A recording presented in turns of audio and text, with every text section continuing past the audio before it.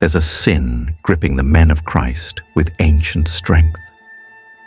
The same sin that pulled David, Solomon, and Samson down from their heights. I know how many times you've fallen, but enough is enough. Have you lost the fear of God? You strip yourself to defile the body He made holy, yet your Lord was stripped to be lashed. Listen carefully. There is no magical cure, so stop fantasizing about a miracle. There is only one way out. Pursue a deeper, personal, intimate relationship with your Lord. You don't need more guilt. You need more God. A violently intimate relationship with God. Because addiction survives where connection is underdeveloped. Your relationship with God isn't weak. It's unfinished. You're caught in the middle, too Christian to enjoy sin, too distant from God to overcome it. Your conviction is strong enough to break you after you've fallen, but not strong enough to stop you before temptation arrives. Recognize that gap. You're a few steps ahead of the lukewarm, but still behind the place God is calling you to stand. So close it. Pursue a deeper relationship with the Lord that turns temptation into humiliation and desire into devotion. He needs to become personal. Everyone thinks they have a relationship with God, but a relationship that doesn't interrupt your sin isn't a relationship. It's a delusion, something to run to after doing everything it condemns, a false reassurance you use to survive the guilt, not the intimacy you need to prevent the fall.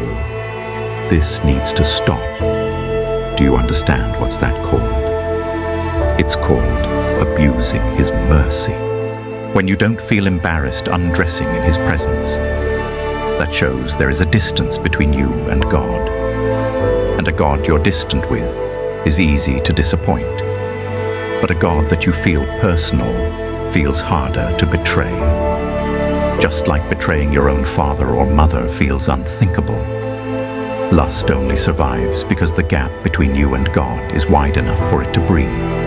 It grows in the dark, and darkness only exists when you're far from the light. That's why men fall, not because lust is strong, but because their intimacy with God is weak. This is why your repentance feels sincere, but when it's time for you to choose differently, you're powerless, and the cycles continues.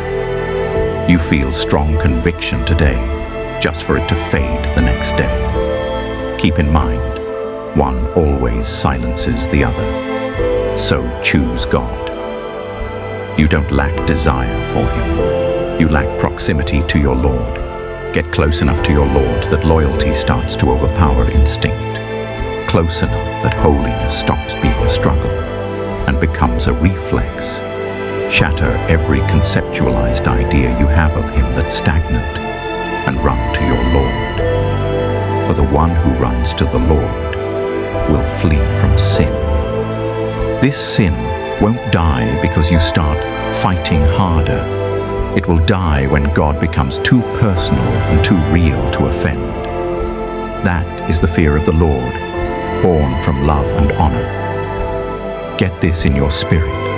Once the relationship becomes personal, sin stops feeling like a private indulgence and starts feeling like a humiliation ritual, because it is. Build your holy resistance.